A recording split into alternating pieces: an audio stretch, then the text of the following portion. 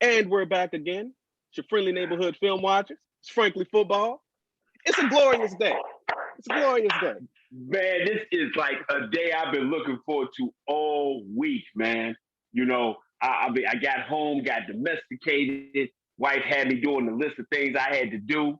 Had to throw a little bit of cleaning my house gear, got my CB for life shirt on, hanging out with my main man. But before we get started, man, we got to toast a few things here on Old Franklin Football. First and foremost, raise your glass, all right? And first, we got to salute the life-changing experience for the number That's one right. guy on this show, BH, making the Mm-hmm. decision to turn around and go from being a single man to being a man with a wife. He that findeth a Mm-hmm. wife findeth a good thing and favor in the sight of God. Salute There to we you and go. Lady T. Salute to you and Lady T, the first lady of Franklin football, the one who makes Mm-hmm. all of our tabs. And I just want to thank you. Salute, my brother. Salute. I appreciate Congratulations you. to I both of y'all, appreciate you. man. Lock it in. There we go. Ah, we had to get that out the way before we talk about anything else. And Thank you. then, Thank you, brother. Thank you. hey man, much love, man. Peace and blessings to y'all, man. I'm so excited for y'all, man. Man, I cannot be.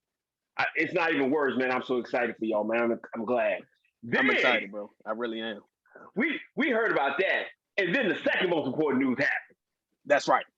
The second most important news. Go ahead and My open it up for quarterback me, got bro. signed. My Yes, quarterback got signed. sir. And, The and quarterback. we gonna hold this glass up to Yes, the sir. Cowboys finally getting the Dak Prescott contract done. It What? is done. It is Mm, done. 4 years, break it. $160 million. Yes, I'm all sir. for it. Yes, sir. Without question. That's Ah, delish, man. great. Yeah, man. Hey, That's listen, good juice. that was That's good juice. that was. Man, listen. You called me out of nowhere. We started talking about it, man. Everybody in Cowboy Nation, all the great YouTubers, Law Nation, Skywalker Steel, Big Game James, Law Nation's VOD, Space Cowboy, man. I mean, just a bevy of guys, and I don't mean to leave nobody out. They've weighed in on it. But the greatest part about this is that we're glad he signed. And I listened to his press conference, with him and Jerry and the whole nine. And it's a great deal. The numbers on Yes, the deal, Brandon, 4 years, 160 million. He gets 95 to 96 million within the first 2 years of the deal. Financial that's right. security out of this world, but also stability for a football team with the quarterback position. Because without a quarterback, nothing happens. Absolutely. And he got 75 million when he put his name on the paper. Mm. Hey man, I'm gonna tell you something. That's some life changing kind of money right there. But it's well deserved for a man who handles himself on and off the field exactly like you like to see your franchise quarterback. For a long time, I'm from Charlotte originally, and I used to hate seeing Cam Newton get on the podium because I felt like he represented my city so poorly. Now, after some reflection, and listening to him a little bit more, I understand why he does it. It's a little bit eccentric, but he's a great guy. But I've never had that problem when he came to Rain. Rain always carried himself like a professional, and I think he's at the point where you want to pay a quarterback because he's an ascending player. You know what I'm saying? Every Absolutely. year he's gotten better. Every year he's gotten better, B. Absolutely. We don't know that Dak Prescott has reached his peak yet. And that's Right, going to be the scary thing for all of the rest of the league. Dak right. Prescott, before his injury, was on a meteoric pace. He was on pace for 7,000 yards. That's unheard of. Unheard of. He was going to crack 5,000 without question. He was going to Absolutely. crack 5,000 wide open. So he would have been right in the wheelhouse for having an MVP season. The problem would have been it'd been hard for him to be inside of that MVP conversation because of the defense and the losing record that they may have ended up having. But the way the division panned out, and I'm not trying to sound like super duper fan, but I think you win two more games and you end up getting in the playoffs with Dak Prescott. The I way think the you win defense started at playing later. least four. Oh With yeah, Dak under center, I think that you win at least four in 2020. But you can't change the past.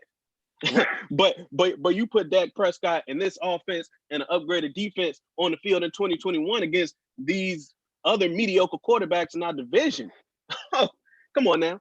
I think that between Dak Prescott getting his contract and Carson Wentz leaving the division, you sold up the division for the next 4 years. At least the next two, without question. I think um, because the football team, the team that plays in Washington, if they make a decision on a quarterback, they may be formidable. But I still think if Dallas makes my number one pet cat fanboy of the draft pick at 10, that nullifies them altogether. That totally nullifies them altogether. And if you follow me and Brandon on Twitter, I am on a full-fledged nobody but him at 10 for Rashawn Slater. Absolutely. And I've been kind of on like this madman streak lately, where I toyed around with the idea of taking Rashawn Slater at 10, and if an injured Wyatt Davis is available at 44, you take him and make this defense elite from 2022 onward, just because I kind of like a mad scientist sometimes when I think about this draft stuff. Right. So I definitely take Slater, but you would have to stop me from going to the podium at 44 if Wyatt Davis is available, if we're being honest. Okay. I think that you still got two other picks in the top 100. Also, I think that the fourth round is going to be very good for defense this year. So, so somebody got to prove me wrong. See, because I already know who you looking in the fourth round. I already know who you looking for in the fourth round. I know you're rubbing your hands. I know you're getting your Birdman rub on. But let's stay with on Dak. After listening to everybody's, they're weighing in on Dak's situation. What I came to realize is that, one, I don't believe he took Jerry to the cleaners. I don't believe he turned around and did something that was so nefarious or to the point that it was bad for the team. I think what he did more than anything, he got what he deserved. He got a contract that was going to be beneficial for him as well as the team after the third year, because we already know an extension is coming. He worked it to the point that he can maximize his effort and his dollars as an individual. But with his decision to do what he did this year, it was quote unquote Brady-esque to be able to save the team $15 million this year and for the years going forward. With his cap hit being 22.5, 22.6 this year, man, that's a beautiful situation, which is $15 million less than what you would have had to pay for him on the cap if you'd have made him a franchise tag him. Absolutely. And I think about it this way: Dak Prescott is accounted for $22.5 million on the cap. The Eagles are on the hook for $33 million for Carson Wentz to not be in town. Come on, man! It can't get much better than that. Can't get. What kind of Juanita Jordan divorce settlement is that? You know what I'm saying? I hate you so much that I need to pay you a boatload of money to get out of town. That's crazy. Absolutely. So going back to Dak's conference. One thing that he said is pressure or adversity. It's a privilege to have it. It's a privilege to have it. And here's the thing. And this is why, previously I said that Carson Wentz got a little hole in his blood, because when Carson Wentz felt pressure twice now, Wentz felt pressure twice, he folded each time. The second time, he decided he didn't even want to be there anymore. I think that's the one. Yeah, go ahead, B. Go ahead. I want a quarterback that can thrive under pressure, because we've seen what happens when they can't, and I think that without that pressure, the Eagles wholeheartedly believed in Wentz. But once a little bit of that pressure hit him, he folded. And I'm so glad, so happy to have my quarterback be the exact opposite of what somebody else had. Because you think about what the Eagles gave up for Carson Wentz and gave up to get him out of town. Man. Yes, sir. Yeah, I mean, go back to what you gave up to get him, because you gave up three draft picks to get him. To move ahead of us to go get him in 2016. So then you turn around and pay $33 million, and you may recruit maybe two draft picks if he starts, which you hope he does. But the one thing that's always been this humongous I can't do it type of thing in front of Rain, and he's always been a guy that's worked on faith. And he's been a guy that said, I'm going to prove any and everybody wrong. And I think he comes back more refined, more determined, and he just keeps working and getting better and better. I mean, when you look at his game, what flaws does he have outside? The one flaw that I can see on Rain's game that I see is his crossing routes, of being able to lead guys in crossing routes. He throws one of the best deep balls in football. He's a consummate leader. He's gotten better every year. So if you're going to nitpick anything on him, you're going to nitpick him on a crossing route. So guess what? He's going to continue to work on that and be better. First thing you said, hey, I got to get better at getting down. I got to get better at sliding. So listen, man, the sky's the limit for this guy.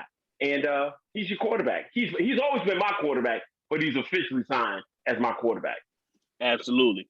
And one of the things that you mentioned is how Dak is constantly getting better.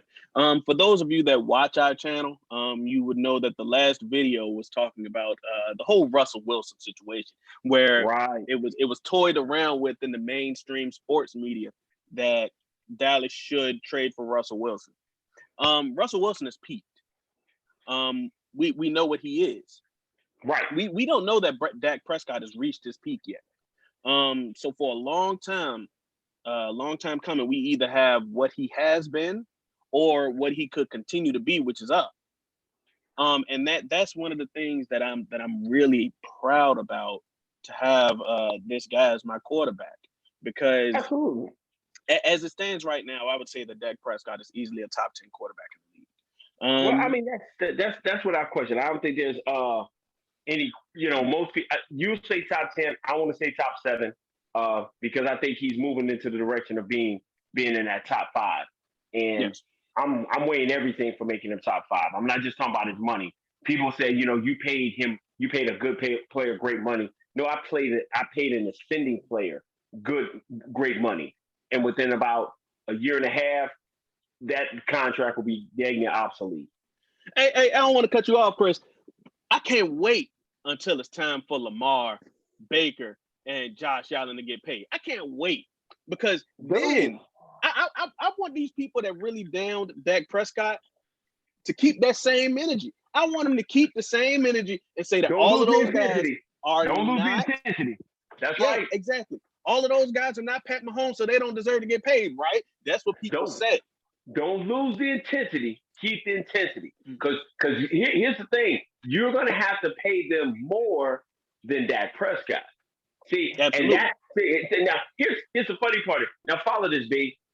The one thing that they said about Rain was, you can't pay him more than Russell Wilson. You can't pay him more than Deshaun Watson because he's not better. So can you definitely say that Baker Mayfield is better than Deshaun Watson and Russell Wilson?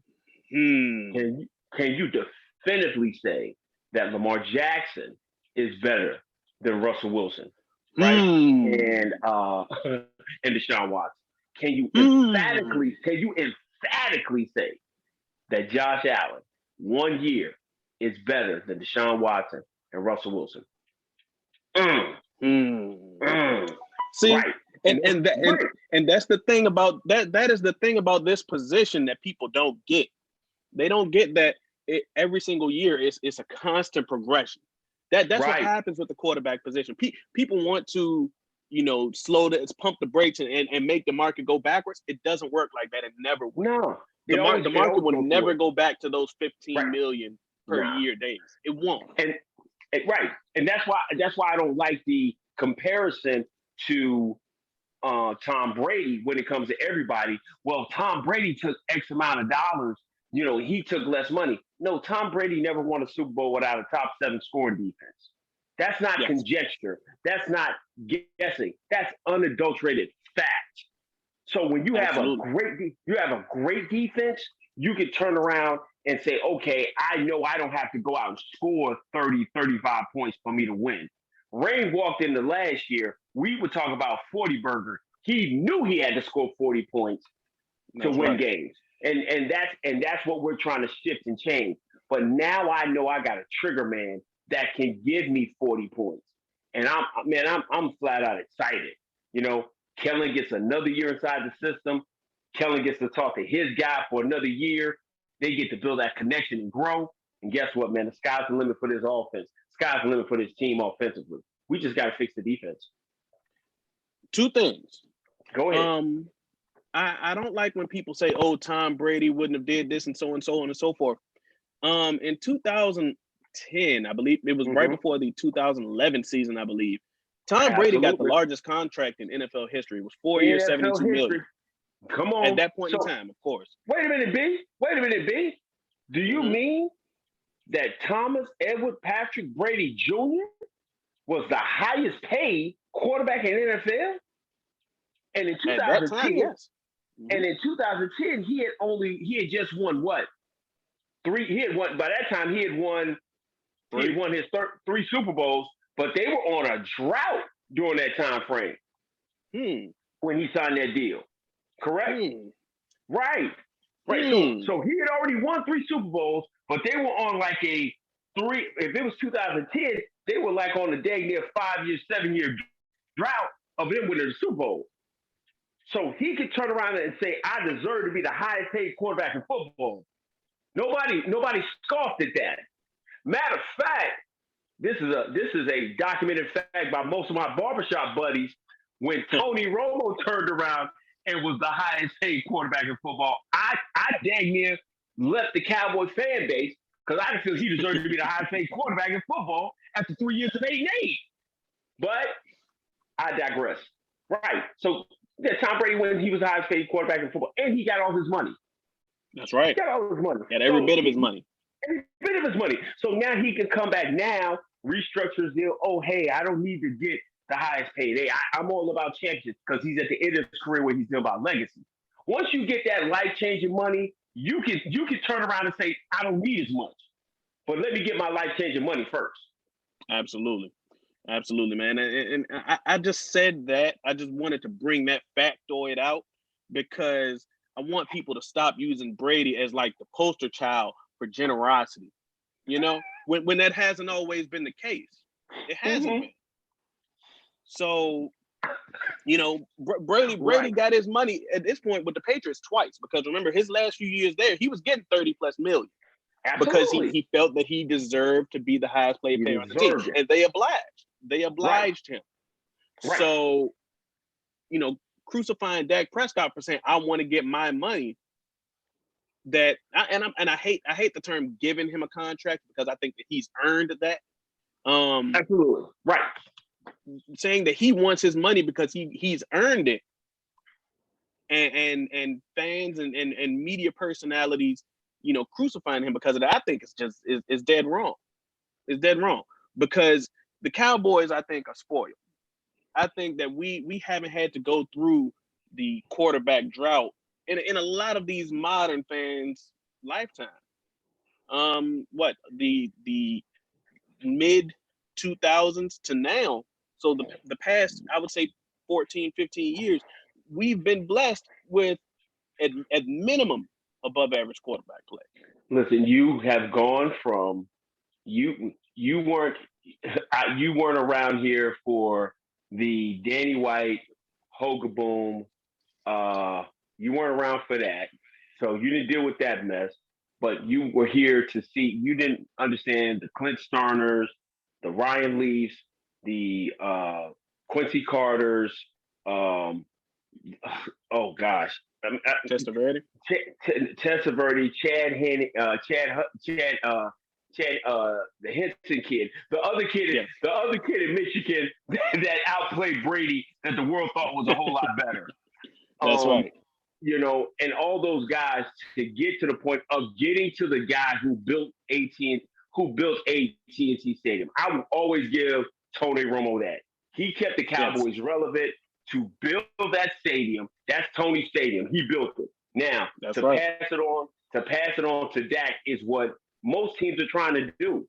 It's what Green Bay did. Green Bay turned around and had Favre. They drafted Rodgers. Kept him there for 3-4 years. Boom, gave it to Rodgers. Now they're just trying to do that because nobody wants to go through that mire of trying to find the next franchise quarterback. Dallas has been extremely fortunate to move from an undrafted guy, get 10 solid years out of him, to transition to the luck of finding this guy. Because let's not sit back and say, oh, hey, he was their first choice. Because we all know he wasn't. We all know Absolutely. he wasn't. It was Connor Cook and it was Hmm. Paxton Paxton Lynch. Lynch. Paxton Lynch, cats like that they wanted. So you would be sitting here right now, had you done that, you would be wishing you were in the bonanza to get Trevor Lawrence, to get Justin Fields, to get Zach Wilson, had you made that decision 4 years ago. Absolutely, 100%. Yeah. And I think that Think about it. You would have been in that sweepstakes. yeah, 4 years ago, you'd be looking right now to get a quarterback, and you would be in the Trevor Lawrence, Justin Fields conversation. And we'd be sitting back looking like, man, wherever Reigns at, he's getting a contract because he deserves it. Man, we could have had him. absolutely, absolutely. But you don't appreciate what you got until it's gone, man. And Nah, you and don't. and, You don't. and we all know that. Um, so now I want to talk about this. Now that we know that Dak Prescott is locked up for the next 4 years, at minimum, what do you think is the next big thing? Because we don't have to worry about the media circus that is, the Dak Prescott contract debacle. Okay. What do Cowboy fans have to worry about now? Um, I think there's two sets of Dallas Cowboy fans. Um, they're the 80% that's totally uneducated that lets the four-letter network and the two-letter one number network educate them. And then there's 20% of Cowboys fans who think logically. And if you've been on Twitter, you kind of find out who those guys are. Oh yeah. Right. So the 80% is worried about second surgeries, trading Michael Gallup, uh, um, and getting Kyle Pitts at 10. That's that 80%. The 20% are thinking about how do I solidify my offensive line? How trigger trade Tristan Hill, who I check on monthly to make sure he's okay and he's getting back to health because that's my guy. And Mm-hmm. if I add to my defensive line, Gerald McCoy, and with this extra money I have in free agency, can I go get a solid quality defensive tackle that's ascending to build my defense? I So see it's you all rubbing. it's all I see you draft and free rubbing. agency.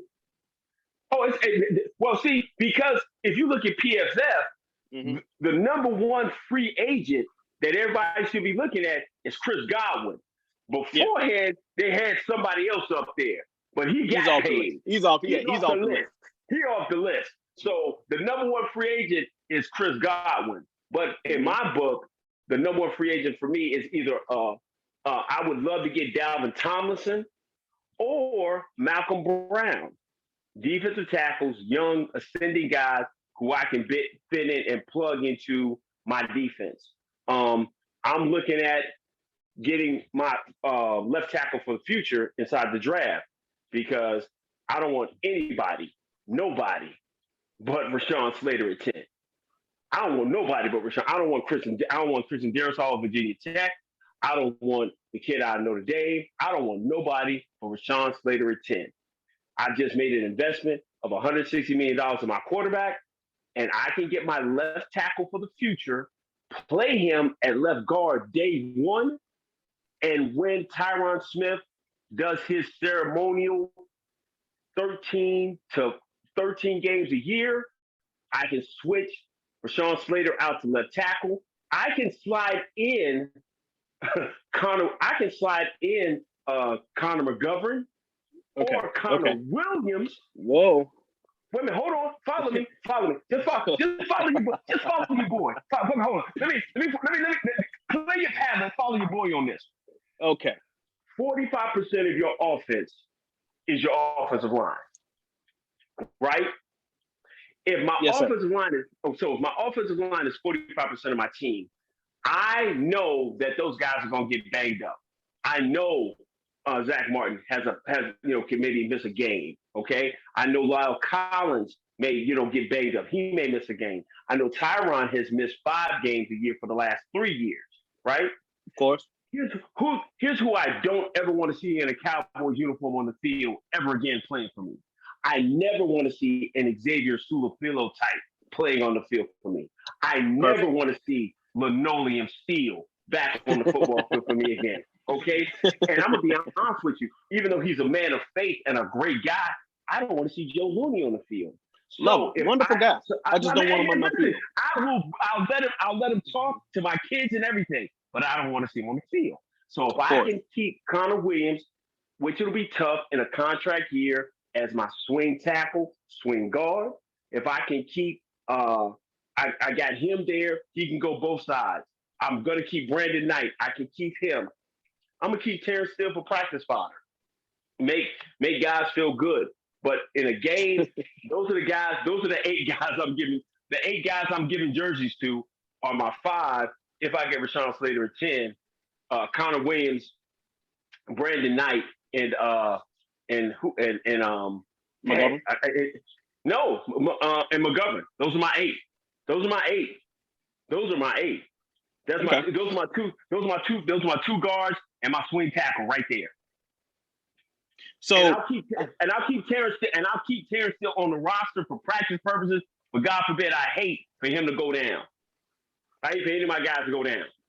I'd rather keep I believe Redmond than Now, Terrence Steele, but that's just me. Redmond's a center and he's a guard. He ain't getting no touches. Not a huge fan. I'll find somebody. Let's just put it that way. But Chris, I've been toying with this idea lately, right? Where if Slater is the pick, if and I've said this before in passing, Nobody but him. Nobody but him. if Slater is the pick, if Slater is the pick at 10, I'm on the phone ASAP to trade Connor Williams. B. Okay. Explain why. Okay, so Connor Williams, I don't think is your guard of the future anyway. That's Connor McGovern. Connor Williams, if Slater is picked, also is not your tackle of the future. That's for Sean Slater. Connor Williams is relegated to kind of like a swing tackle, and I feel like you have a swing tackle, albeit a lesser one, and Brandon Knight. And to be totally honest, even though he may be out soon if not providing another contract, Mitch Hyatt. So I think about it this way: if there are 64 starting guards in the league, I think that Connor Williams is top 35. He might be right around like 31, 34, between that range. Mm-hmm. Teams would love to have one top half in the league guard. Dallas is lucky enough to have 2. And it's not by mistake. We just draft well. They got 3, but okay. Absolutely. They got 3. Absolutely. And if drafting a starting guard was that easy, every team would have them. Every team would have them. But that's not the case. So if you draft Rashawn Slater and you kind of switch up your line of the future, by doing so, then I would absolutely try to get as much value for Connor Williams as possible, because I don't think that the comp pick is going to be that high. It's not going to be a 3rd round comp pick. So if I can get a 3rd rounder, depending on the team, debatably a 4th. If it's one of those teams that's picking like in the top 5 of the 4th round, I may do it as well. But if I can get a 3rd rounder, I'd tell him go ahead and pack his bags and turn in this playbook. Okay. I see your logic, and your logic is sound. Here's my problem. And it's only one word I can come up with. Xavier Sulafilo. If I trade away Connor Williams, right? I get an Xavier Sulafilo level guy to back up my offensive line at guard. I've had the last 2 seasons, I've had my Hall of Fame first ballot, and I don't give first ballots out to many guys. My Hall of Fame first ballot right guard, Zach Martin, go down for a game or 2. or be banged up Okay. or be injured. I can put Connor Williams on either side and he can go play. See, I think what you said it before early, Cowboys fans are spoiled. So every guy Absolutely. we draft should be a pro bowler or all pro. Some guys are just good, steady, solid ball players. And that's what Connor Williams is. It's a shame that that guy has to be noted as being the weakest link on the offensive line when he's really a solid ball player. So if I go get Rashawn Slater, I know nothing against Tyron. I know Tyron is going to give me 13 solid games. He can give me 15 with two of them being injured. I need him for 20. You hear me? You heard what I said. Okay. I need him for 20. Uh, So Ideally, yes. In the next ideally, 4 years, we're gonna need him for 20. I need him for 20. So with his deal being the way it is, I need him to be able to a couple of games missed. If I can push young Rashawn out to left tackle, I can slot Connor McGovern as my left guard out gate and have Connor Williams on a nice deal, solid, stay in shape, and be able to be the reserve guy if Zach Martin goes down. And if Now, he if turns Zach, around, no, if he turns around at the end of his fourth year and says, "Hey, listen, I want to go out here in the market. I want to go get paid. I want to go start again," he's going to get enough money to be a third round comp pick. I would yeah, hold him on for this year for a third round comp pick in the next year's draft. Because at the end of the day, being team builders, we always want to get talented players on the cheap. And we're going to have to do that with the number of hits we're going to end up taking on the salary cap with Zeke's money coming up, Amari's money's going to come, DeMarcus Lawrence's money's going to come up. You know what I'm saying? I'm not even worried about Range's money. I'm talking about those three guys' money's going to end up coming up. So I would yeah. hold him. I would hold him this year, and I'd wait for the comp pick for the following year. I wouldn't give Connor Williams up for nothing. Not a single Well, solitary thing. And that's well, and that's the beauty. That's the beauty of who we are. You know what I'm yeah. saying? We can Because disagree. we We can we can disagree. disagree. Because see, on Franklin football, we believe in one thing: coaching matters, right? Yes, And we want good, lively debate between you and I. But absolutely. I'm keeping Connor Williams. I'm keeping Connor Williams without question. That's just me. I think that. Oh, and another guy I forgot is Cam Irving. But when it comes to guys who you want as your kind of like swing tackles type situation, um, if C. Williams is gone, you have Cam Irving, you have Brandon Knight. I believe Mitch Hyatt is still on the team. Um, so it's there are a few situations. Yeah, and Mitch Hyatt is still on the team. There are a few situations that I'd be okay at tackle. So let's say Tyron is out, and you need to slot a guy in. If you don't want to switch Slater, um, or Zach is out for a little bit of time, and you I guess Tyron is out at the same time. You miss Right, those two guys again because it has right. happened. So we can't say it's And that's impossible. right, right. So I think that there are still guys there. Mm-hmm. Um, but if I can capitalize on a guy who I'm only going to have for one more year, and I can get a third out of it, then yeah, of course I'd do See, my thing is, Michael. It goes back to this. See, I have a couple of different options that I can on my offense side that I can trade a guy if not even if I draft a guy. See, I'm looking at big picture where there are two guys on my football team that have value that I don't want to trade this year. I don't want to trade it all this year, but they do have value. Michael Gallup does have value. I don't want to trade him. Connor Williams it. has Wouldn't trade value, him. and I don't want to trade. See what I'm saying? See, you don't want to trade Michael Gallup because you want to Nope. keep that three-headed monster. I don't want to trade Connor Williams because I want to make sure that I can get that summer of peanut butter, magic powder, that Space Jam powder juice that the NFL has for Rashawn Slater because That's right. he's already strong. But when they give him that magic peanut butter they give him in the offseason, then he's ready to go for life. And that's why I would hold him for 1 year. The You the, see? the man's the man squatted 5 plates, front squat 3 times. Come on now, he already strong. He already Listen, strong. listen. And even with that, the super magic peanut butter that the NFL has will make him even stronger. And Hey, I need that off season where he can get that. And I don't know where it's at, but it's somewhere. And that's what I need. That's why I would hold Connor Williams for 1 year. okay. And I can understand it. I may not agree, but I can understand it. Absolutely. I can definitely understand it. And I want to touch on Rashawn Slater right quick. Mm. I have a close personal friend of mine who is a 49ers fan, and he Okay. looks at Slater as a guard. Um, and Hmm. I think about it this way, and his Hmm. primary reasoning for such is arm length. I think about it this way: Chase Young don't care how long Rashawn Slater's arms are. He Mm-mm. don't care at all. All he Mm-mm. know is he can still feel them on his chest. That he can still feel them.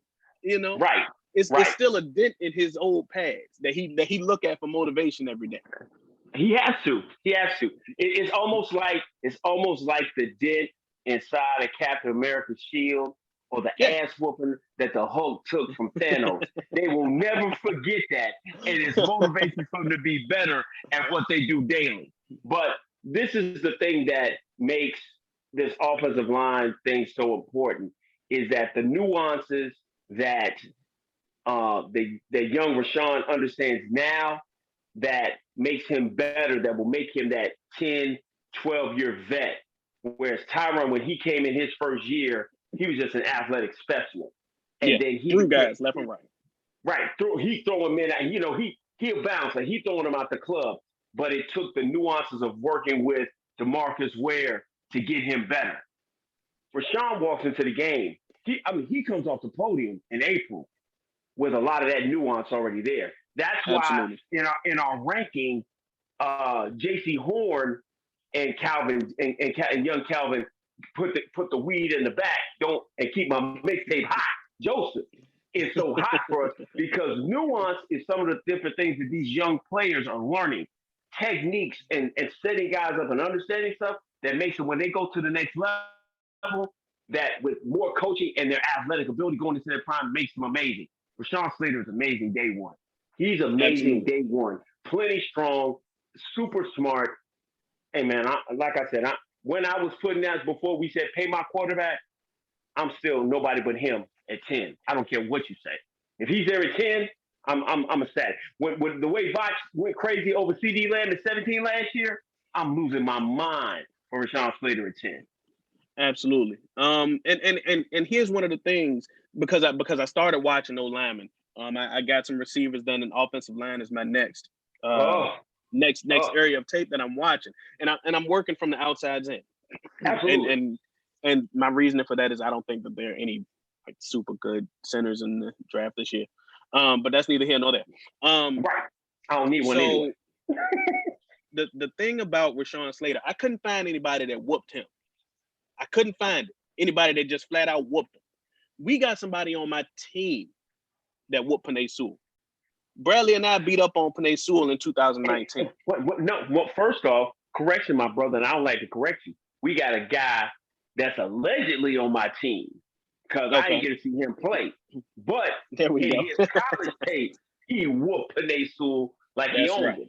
So That's if right. I know he did that, that gives me a little more pause about Tom Sula and his mindset, why he didn't play him. And that goes for my next step of what we're looking in the draft and looking at free agency. I got to start looking at another defensive end. I'm not crazy about bringing Alden Smith back. I may look at bringing another defensive end and going by PFS list. I'm looking for some other folks. Hold up, man. I got my defensive ends of the future on my team. Randy Wait, wait, Gregory. Randy wait, Gregory man. got the Wait a minute. dispensary on Hold on, big speed ball. dial. Hold on, hold on, bro. We know Lord Voldemort is coming back next year. You know what I'm saying? Exactly. It's March, and I ain't heard nothing bad come out. You know what I'm Not saying? a word. Not a word. I mean, it's quiet because they can smoke, they can take the cannabis inside of their system legally now inside the NFL. So, listen, man, there's another guy who, once he gets a full off season and the magic peanut butter that the NFL has to offer, that I'm gonna go ahead and say it here on Franklin Football First. Randy Okay. Gregory gonna be a Pro Bowler this year. Absolutely. He'll be a Pro Bowler this year. He's gonna be a Pro Bowler this year. I have him slated for All Pro. Oh, So I think about this, Chris. I'm not worried about DN. I'm not worried about okay. DN in the slightest because I think that the combination of DeMarcus Lawrence and Randy Gregory, along with hopefully some interior help, with Tristan Hill at the 3 tech because I don't think that he's fit for one. Okay. It's gonna the guy that's opposite of D Law. He shines. And Randy Gregory, I think, is already a guy who can roll out of bed, scratch his head, and get you 7 sacks on a year. So that with some interior help, it spells trouble for everybody that we face. We already saw that Pat Mahomes with no offensive line was in trouble. Neither one of those starters are on that team anymore, by the way. And Kansas City, you should give us a call, Right. if you need a tackle. Right. By the way, we have one. But anyway, neither one of those guys are starting on that team anymore. They're not on payroll anymore. And we play Kansas City, by the way. So if you get me hungry DeMarcus Lawrence and Randy Gregory against it, I can't think of an offensive line. If the 1 tech is drafted right, this is predicated upon that. But if the 1 tech is drafted or signed in free agency correctly, I find it very hard to be scared of someone else's offensive line because I know what Randy Gregory can do. I think, bro, you spot on. I think if you turn around, if you take care of the 1 technique in free agency, if you bring him, whoever it is, if I bring in Gerald McCoy, which they're going to do at 10 to 15 snaps and as a mentor. Okay, I hope so. He deserves it. He deserves it, man. Right, 10, it's sad, 10 it's to sad 15 to see snaps. Right, 10 to 15 snaps. Neville Gallimore with the whole offseason. Tristan coming back after off that knee, maybe 6 games, coming off the pup midway through the season. Randy Gregory, DeMarcus Lawrence, Bradley Anae, and I need 1 defensive end in the draft. If I can get a Boogie Basham, if I can get a Boogie Basham in maybe the 3rd round, if I can get Boogie in the 3rd round, my first pick in the 3rd round, yeah, I'm good. I'm good. My defensive line is solidified. My defensive line will be solidified, and then I can go get some. I can go get a project guy in the 4th for my linebackers because there's only okay. So follow my logic. Okay. I take Rashawn at 10, right? Okay. Nobody but Rashawn. I come back in the 2nd round at 44. Okay. Now I take Richie Grant at 44, and I got 1 or 2 seconds. I got 1 second or 2 seconds. 1 currently. Okay. I'm taking Richie Grant in the 2nd round. Okay. I got him over the top because Richie can play corner as well as free safety. Right. Okay. I take on my 3rd pick. I can get Paulson or Debo in the 3rd round. That's if I do it in free agency. If I go in free agency and get my 1 technique. If I don't get my 1 technique in free agency, then I'm turning around and I'm getting my 1 technique in the 2nd round. I'm going to go get Marvin Wilson. Okay? I'm going to have to package my 2/3 and go back up in the 2nd and get Richie, right? I'll go get Richie, right? I don't have a 4th, but I have 2 4s, right? And my first 4th, my first pick in the 4th, okay, if Jabril Cox is there or Browning from Ohio State is there, I take on my first one. And because I think people are going to overlook my guy, my guy in the 4th round I take is itty bitty in the 4th round. I don't think he makes it, man. I don't think he makes it. No. For you, he's not. For you don't think he's gonna make it. The other people in the league who don't understand how great he is, he's gonna fall to the 4th. Well, I see it like this. I think that, and by itty bitty, we're talking about Ardarius Washington, safety 1, by the way. Safety 1, Ardarius Washington. Absolutely. I think that when the only knock on a guy that you can come up with is his height, I think that is gonna embolden some teams to make although I wouldn't call it because I have a first round grade on him, but to make the reach and go and get him maybe in the second or something like that. Just because I think that he's that good. Also, I think it could be a run on safety, but who knows? Right. But I don't think that he makes it. I think that in the second round, it's probably gonna be a choice between him and Marvin Wilson, and in which case you're gonna have to choose between, all right, do I want to get Marvin and trade back up and get Richie Grant, or do I want to get Darius and trade back up and get Marvin? I don't think that he's gonna be a fourth rounder, even though he's 5 foot small. So my drop off. Okay, so here's my question for you: is the drop off for Elijah Molden? How far is Elijah Molden on your board for your board? Because we're gonna do a top 50 board going into April. How we would set it up. So if I miss out on Richie, right? If I miss out on Richie Grant to get my one technique, that's why having this extra $15 million that Rain has freed up for us is so important, because you can go get 2 spots with the money he's freed up. You can go get Dalvin Tomlinson and pay him, and also put Malik Hooker on a 1-year deal. Therefore, you take care of both, or Trey Boston, or somebody on a 1-year deal to get you a free safety. Day one, if you had to play, you can play. And then if it doesn't fall the way you want to fall, you still got a guy there to play free safety, but you got a one technique, right? Or a Malcolm Brown. You can get a Malcolm Brown. Either whoever you spend the least amount of money on, you spend more money on the other side. You follow me? If I can get a Malcolm Brown, I can make him my one technique. If I don't have to pay as much, then I can pay more for a free safety. But if it works out that way, if I can go get my free safety for the future, I can still get my free safety for the future, and I can go solidify my one technique position in this draft. Because if I go get Richie and I can't get back up in the second round, I can always go get Tyler Shelvin out of LSU. I can go get your man out of North Carolina State and my one technique in the third round, right? Absolutely. If I solidify my one technique, then I can go ahead and say, okay, I'm gonna go all in on Richie in the second, right? And then turn around. I can go, and then even in the third, because I got 2 picks in the third, I could double up on the third and go get a Paulson Adebo.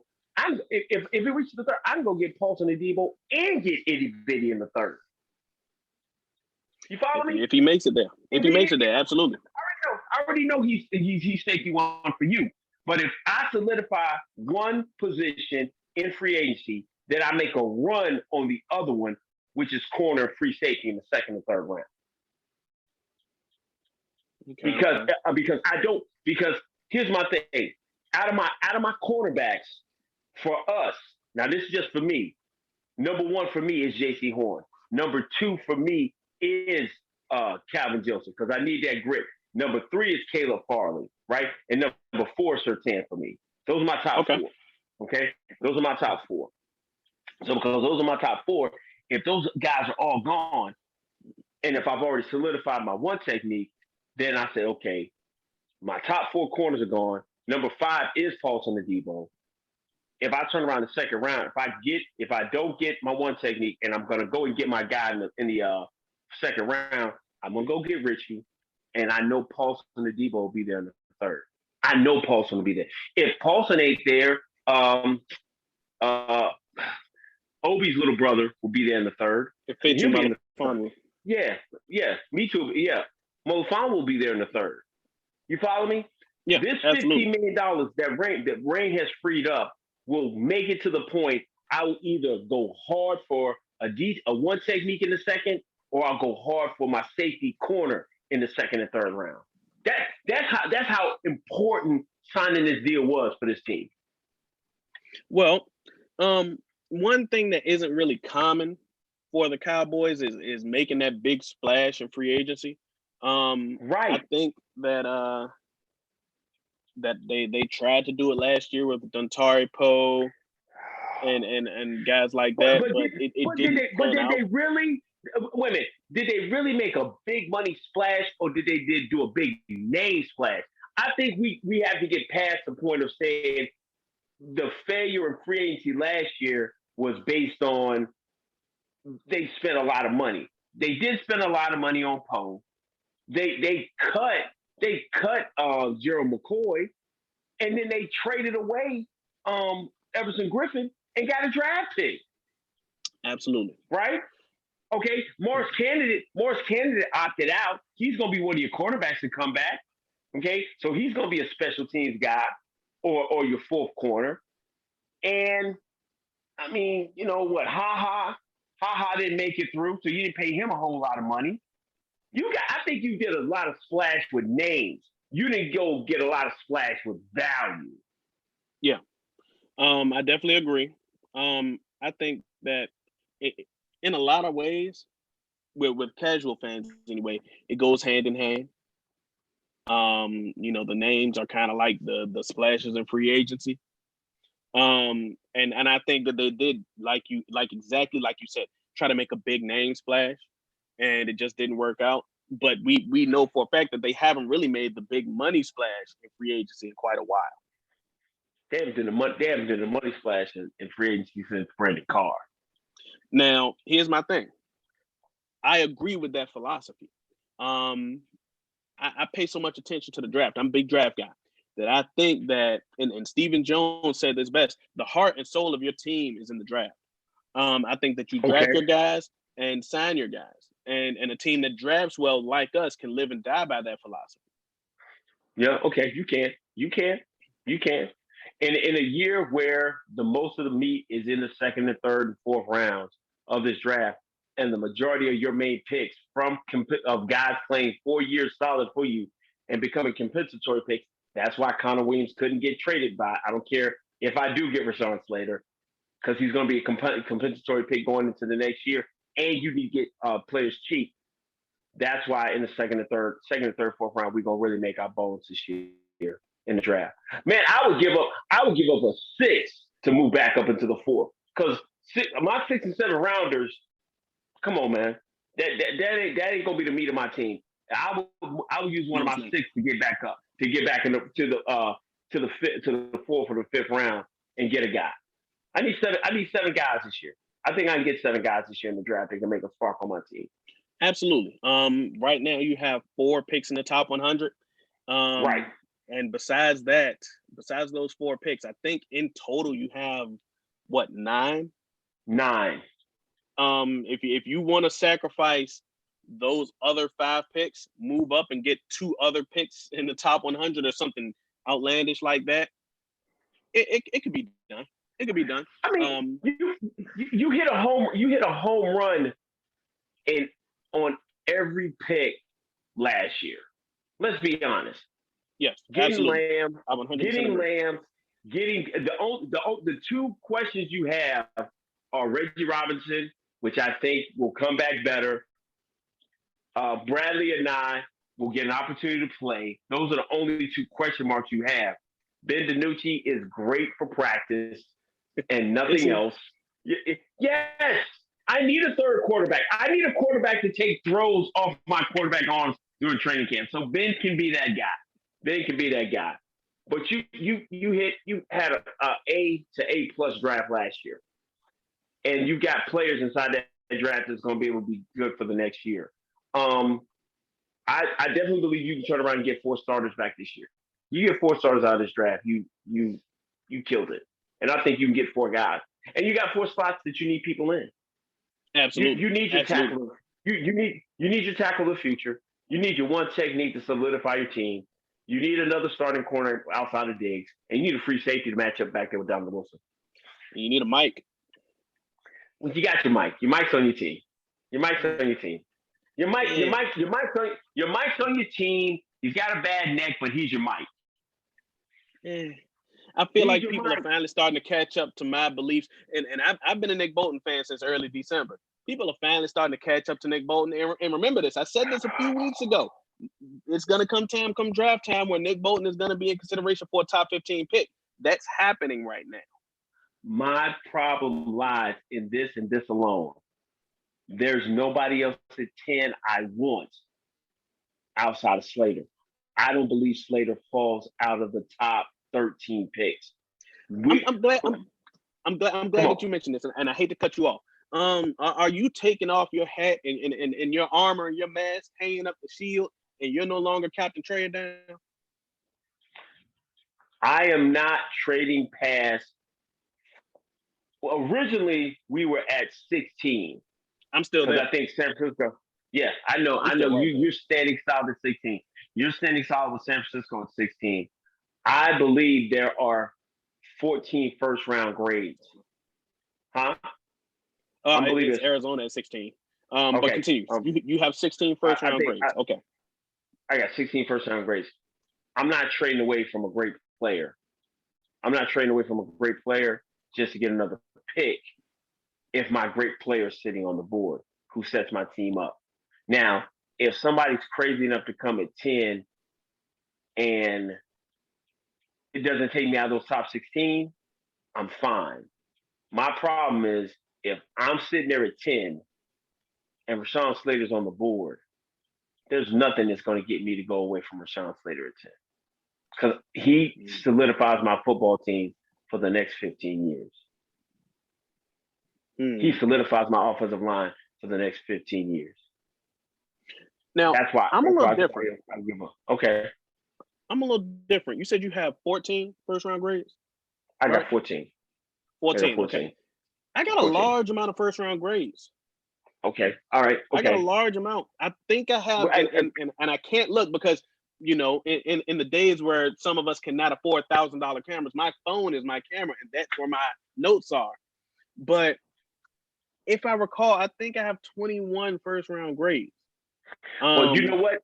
But B, we're going to hold that for another show because we're going to put our draft board together. Okay. We're going to correspond and we'll put our board out. We're going to put it on our Twitter page at Frankly Football so people will be able to see it and we can get your grades out. Because, man, listen, we don't want to tease the process because it's still March, man. It ain't even March 15th. It's not even March 15th. So we want to be able to solidify what we're going to do because once you look at that board, how it falls out, then you'll find out how far you draft away. You got 21. I got 16. And when my 16 and your 21, we're going to have to come to a consensus. And once we build our board, we ain't going to window dress it. We're going to set it. I don't want to go away from a guy that I know can give me solidarity for 10 to 12, 10 to 15 for a guy that may be really, really good for 5 to 7. Does that make sense? Absolutely. Right. Absolutely. I don't hate that at all. I don't hate that line of thinking. Right.